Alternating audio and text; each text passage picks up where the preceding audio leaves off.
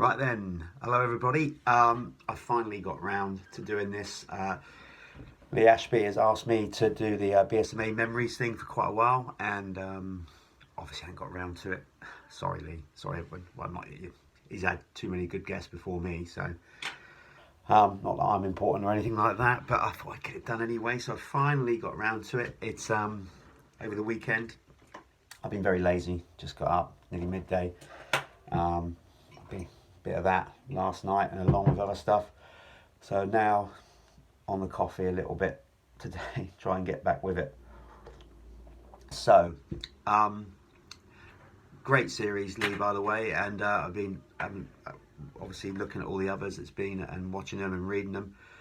Really good stuff, so well done for cracking on and getting this done. So here we go, my turn. Okay, so let's go through your questions. What was your favourite track as a schoolboy and then pro? Well, I would probably say, I've had to really think about these, not just do it on the spot, because there's obviously so many things you've got to go through and try and remember from yesteryear. I would probably say my favourite was Farley. Was always good. I just loved the dirt there. There was also Brew in France, was amazing. From a youth level, I'm looking at my list here because I had to write them down. From a youth point of view, Hanson Dorset found a great little track out on the 303 at Mere, which was just this unbelievable dirt and grass. They used to keep sheep in there, and it was real short grass, like a golf course, but it was just so good. So much grip and elevation up and down this little valley. So that was cool. But I would say probably my favourite track, I reckon, is probably Kester in Belgium. Obviously, we used to have a few 250 GPs there back in the day, and it was again just the dirt, the way it sort of flowed through the trees, and it was so grippy and few off cameras and stuff like that. I absolutely love Kester, so that was probably my favourite track. The second question then. What riders do you look up to and idolise when you were young? Well, for me, there's a whole list of them, but I can't go through all of them, so I'm going to keep it really simple. It simply was Noisy. Graham Noyce was my first racing hero, without a shadow of a doubt. Started riding in 1981, and obviously he was at the height of his game, or a couple of years after winning the World Championship, and I just loved his style, just the way he just used to throw everything at it, and yeah, so Noisy was my first racing hero. Who is your closest rivals in your racing day, and who do you enjoy racing with the most, and why?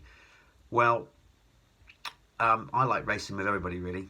Bottom line is, because that's what racing is. But I think my favourite people to race with was Scott Eastwood, because me and Scott had so similar styles. In fact, when I used to race with Scott, we always had an issue as where in a race, if I caught him up or he caught me up in a race when we were coming through the pack, that's kind of as far as we got, because our reluctance to change lines and always try and find smooth lines and flowing lines. We always seem to find these little sneaky lines together. In fact, I can remember riding and seeing like somebody would have turned just side a rut or made a new rut, and I'd be thinking, well, I know did that, and then we chat about it after the race, and it would be Scott, and vice versa. The other person in adults I used to love racing with, and I often call him my old sparring partner, is Andy Gilbert. We had some absolutely titanic battles, hard but really fair. Obviously a couple of times we bumped into each other and slammed, but it was never with any real intent. It was just because we probably couldn't stop, and we were so committed to make a corner or whatever. So I used to love racing Andy down in the southwest, and we had some really good battles. It was a good scene down there, the southwest, in the mid-90s. So I really enjoyed that. That's where I did most of my adult racing away from championship stuff. So that was cool. And then in youth side of things, I'm going to give a shout out. I used to always like racing with Stephen Holmes. He was super aggressive and tough. I was also slightly intimidated by his mum, Janice, to be fair. So I always wanted to get out there and race with him and do well. And I always had a lot of time racing for Lee Morrison. Lee was so stylish, but he always raced really hard. But he was also like a bit more tactical, like myself, so when we did get together and have good races, it was always that kind of cat and mouse thing. We never really made contact, but we raced really hard and fair. So that was really cool. I enjoyed that. Okay, what's question 4? What was your favourite race bike team you rode during your career and why? Well, that would be several. It's hard to choose for me. I would say when I switched from Yamaha in 85, Brian Goss offered me a ride on the new KTM 85 that year, midway through the year, and I just got on it and it was just an absolute ripper. And obviously just Badger, I didn't really know who he was, but I became really good friends with his son Jeff, and I used to go up there because I live about an hour away from Yeovil and hang out with Jeff in the warehouse and do all that. And then so it felt for the first time like I had a proper sort of team manager, and Badger would give me advice and stuff like that, so that was really cool. And then so where was it? Yeovil Junction, I think, is where I first got on it. I think it might have been the South Somerset National, and I ended up winning it. And afterwards he come up and shook my hand, but then he stuffed something in my hand, and as I opened my hand I had 200 quid cash in my hand. And you know, for a 13 or 14 year old kid, it's just like, that's mind blowing. So I used to love riding for Badger. I still see Badger, you know, to this day. We go out and have meals once in a while, so, and Jeff, so that's really cool. Then I'd say on an adult front, the Wiseco Honda I rode in 98, which was arguably my best year. I finished 5th in the British Championship and was doing well in GPs. So that was a ripper. And obviously Vic and Mark and Scott's knowledge, and in fact I was so friendly with them as well. We travelled around with Mark in the camper. Was a great year, and that bike was just, didn't have a lot done to it at all, but they knew what they were doing with it, and it was an absolute ripper. And then also the year after, when I went to Animal Suzuki, because obviously I was privately sponsored by Animal, so I went to them. They started their own team with Suzuki, and actually the 99 Suzuki suited me really well. And again, I was having another really, really good year on that, and it just felt, it turned so good, and it was sort of short and suited my style, and I could put it where I wanted to put it, and you know, we got the power on it really good. So and it was just because it was something different, you know, riding for Animal as private sponsor, it was all kind of cool. So I particularly like that. That was a good one. What was your favourite race number? Simple, really, 28, again because of Noisy. You know, I started, that was the first picture I saw of him. I think it was from the 1979 British GP at Farley when he won, and he was running number 28. That was it. I wanted to be 28. So through most of my youth career, certainly early years I was at club level, etc. And it's a number close to my heart, and yeah, so I'm going to make a hybrid number when I get back riding. So 28 will be involved with that. So yes, definitely number 28. What track venue did you not like racing, and why? Oh God, I like racing full stop. You know, I really did. So I've always tried to use the track as a challenge. My mindset on it is that the track is just put in front of you. You got to deal with it. You can't start thinking that you don't like it. So I never really got into like not wanting to go somewhere because I didn't like the track or get mixed up with that. I tried to just blank the track out and use it as a challenge, you know, just try and hit all my marks, get around the best I can. And I always tried to race the stopwatch, not other people. So yeah, so I didn't really have too many bad tracks, but I am going to pick a few out just purely because of the terrain more than anything. Really didn't used to like going to some tracks in the south here, the south centre. Ladies Mile was, you know, I wasn't overly keen on anywhere with flints basically. Langrish was another one. Loved Langrish, but I hated it since I got a massive rock in the head off the back of Perry Leask's big 4-stroke Husky back in the day. In fact, I'm just going to show you now. So that's why I'm always got, I'm never clean shaven, because I got basically 2 mouths. I got a rock here. It split through up to my nose and down, and all my mouth turned inside out. I could stick my tongue through the hole here and lick my nose. It was all grotesque. That's why my teeth are all bent and twisted, because they were literally like piano keys. I could have pulled them out at any time.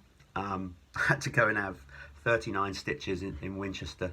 So it was quite an ordeal. I had all multicoloured hair at the time. It just hit me so hard it didn't even hurt. I kind of pulled over, and then looked down, and blood was just pouring, not even dripping, just pouring and going all onto the basically the exhaust pipe, and was burning up and smoking. I was real calm at that point. I walked over to St John's ambulance aide.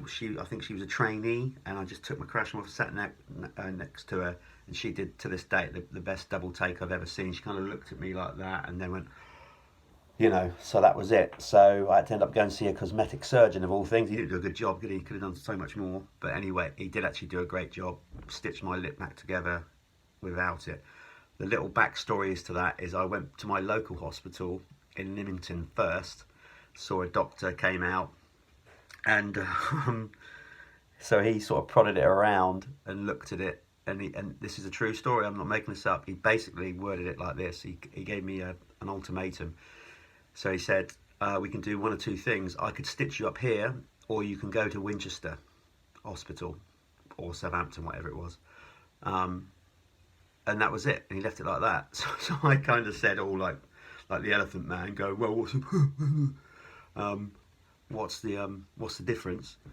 And he basically said, well, if I stitch you up here, there's probably a 75% that you'll have a hair lip for the rest of your life.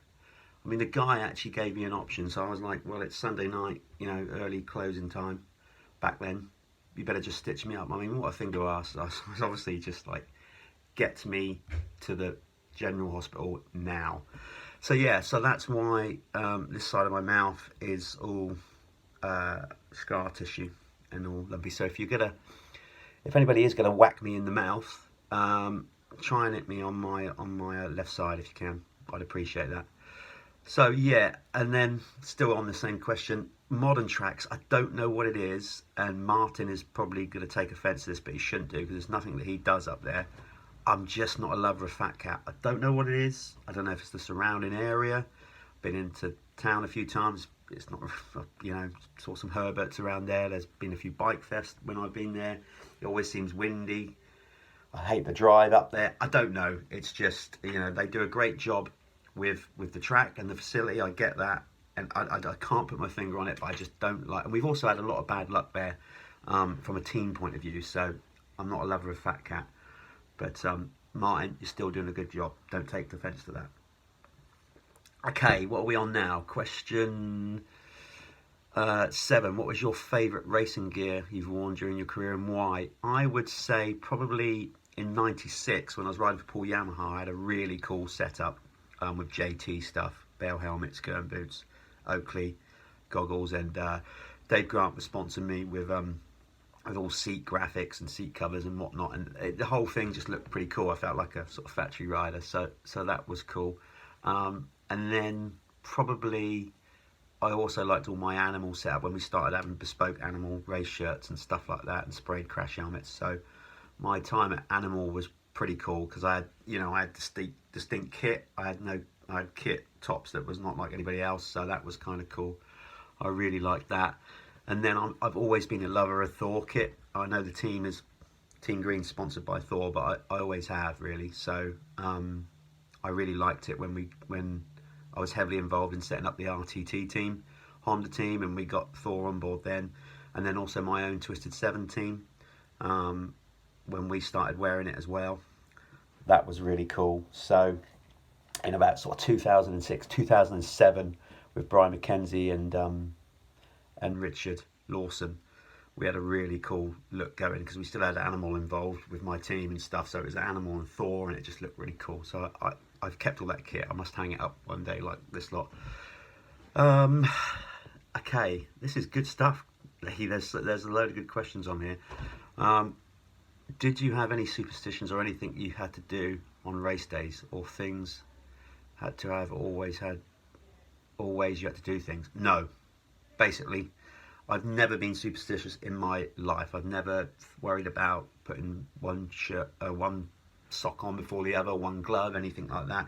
In fact, I don't believe in superstitions so much that if I see a ladder down the street or somebody working on a ladder, I'll deliberately walk under it. That might explain a few things, I don't know, but I don't believe that because I'm not superstitious. So no problem with that. I was genuinely always really relaxed at the races. From a very young age, I just thought it's what I love to do. Why make it stressful? It's what I love, so I shouldn't be stressful about it. And even when I did my first ever GP or major British Championship event or whatever, just really calm, just another race.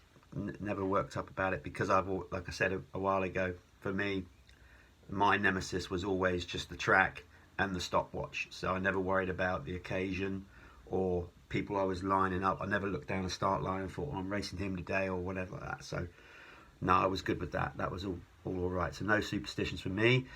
Where did you race as a schoolboy racer?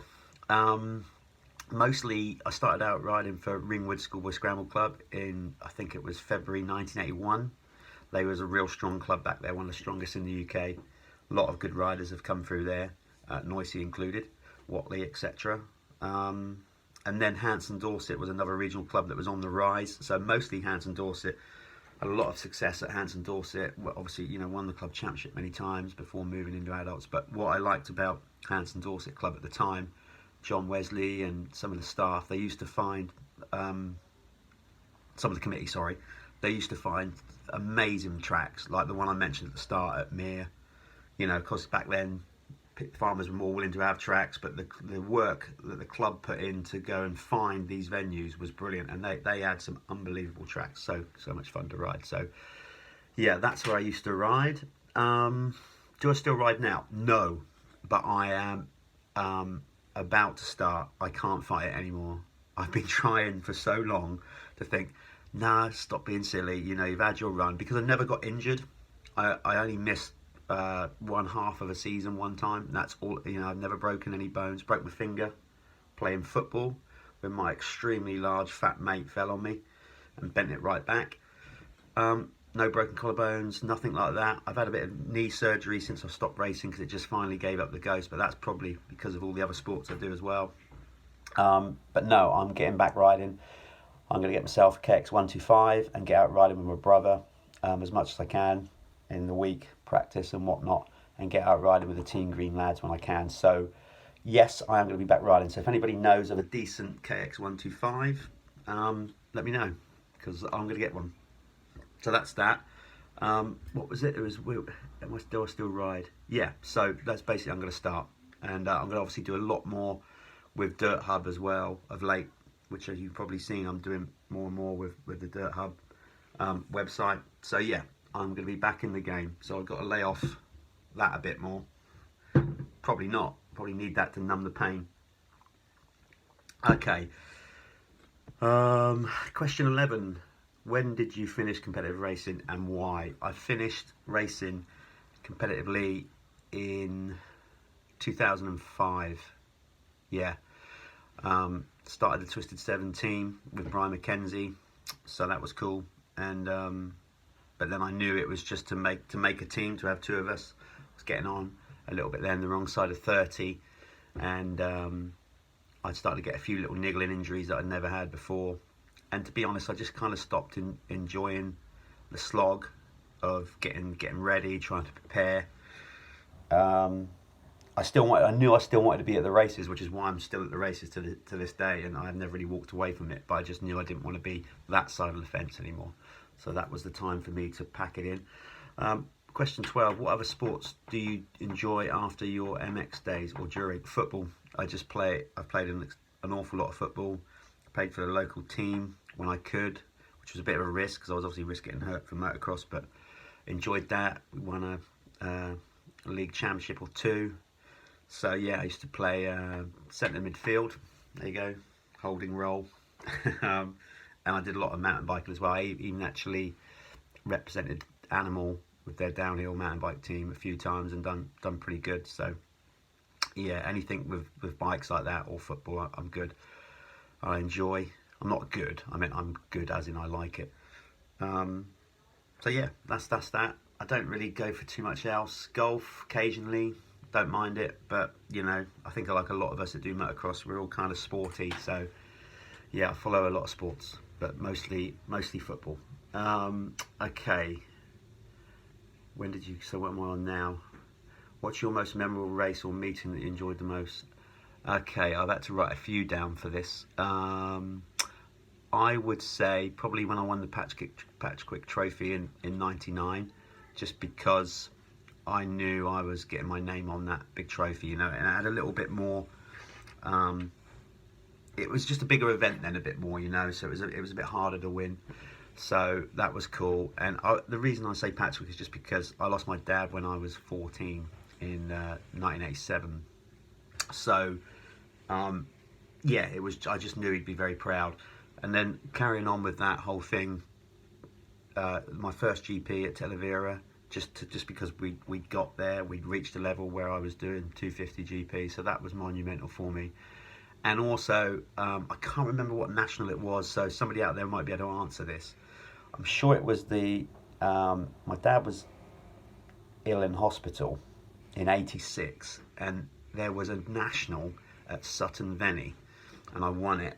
And I can't remember if it was Vale of the White Horse or I can't remember the club. Anyway, but that was a big thing for me, and I went and Dad was ill in hospital and in and out of consciousness, and then we went in to see him, and I took the trophy in, and then I remember him waking up and seeing the trophy. So that was a big one for me. So that's pretty cool. Who are your best mates during your race career, and do you still keep in contact with them? Yes, Jonathan Paxo Pittman, for those that race down the southwest would have known him. He also did British Championships. Very, very tight friend. He went to New Zealand, lived there for 4 or 5 years, but he's back, and we speak regularly, and I go up and see him. He lives up in Somerset near Shaftesbury, so I go and see him quite a lot.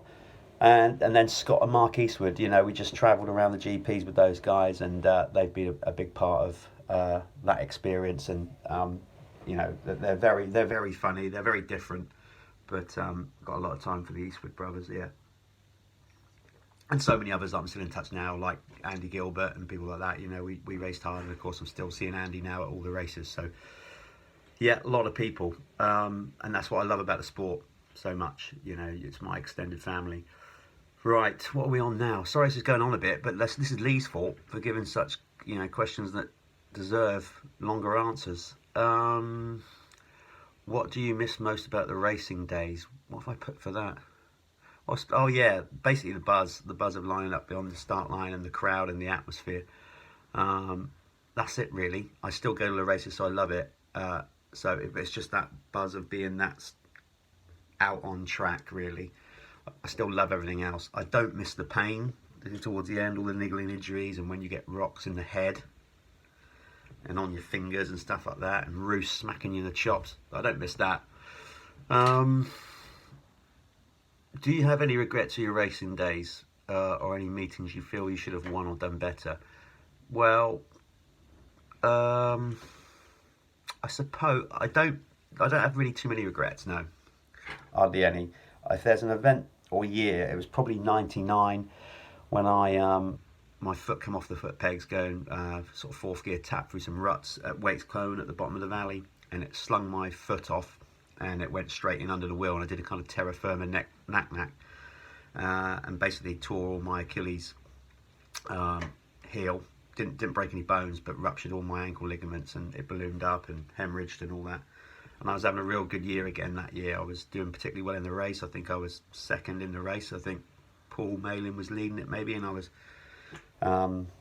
actually starting to close in on him a little bit at the time. But that's just how it is. So, but I didn't get too upset about it. I did initially, but then I had a good insurance payout. It was a good summer in '99, and once I got over the disappointment, because there's nothing you can do about it, you can beat yourself up over stuff like that. To be fair, I enjoyed the summer potting around at home on crutches and tried to not think about racing, because I knew it just beat me up. So if that hadn't happened, I would have probably gone on to have a better year and probably finished higher up in the British Championship than I did the year before. So yeah, that's probably the only regrets. None, really.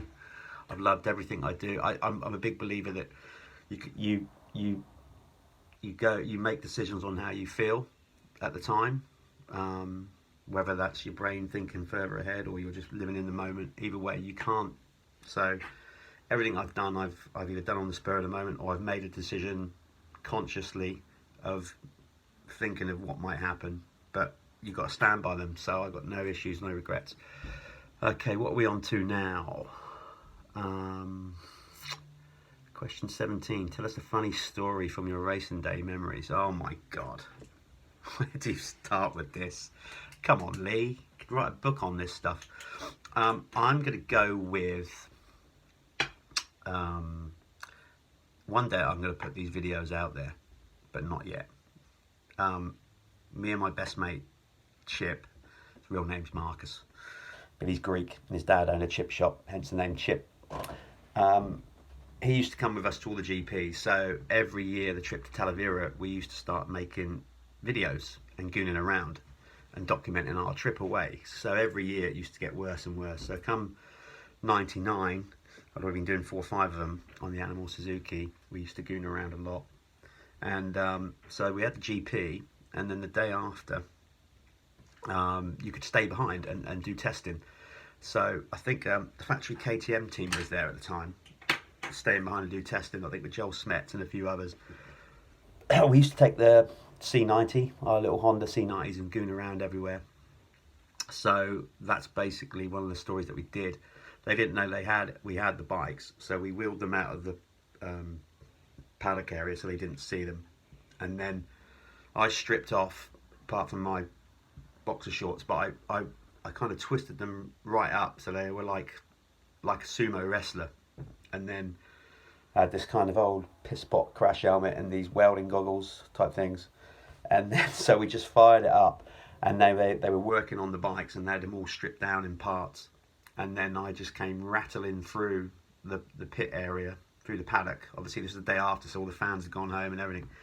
Lying absolutely flat on the seat like Superman, but held it flat out, and just rode past them, staring at them, with this big dust trail kicking up behind me.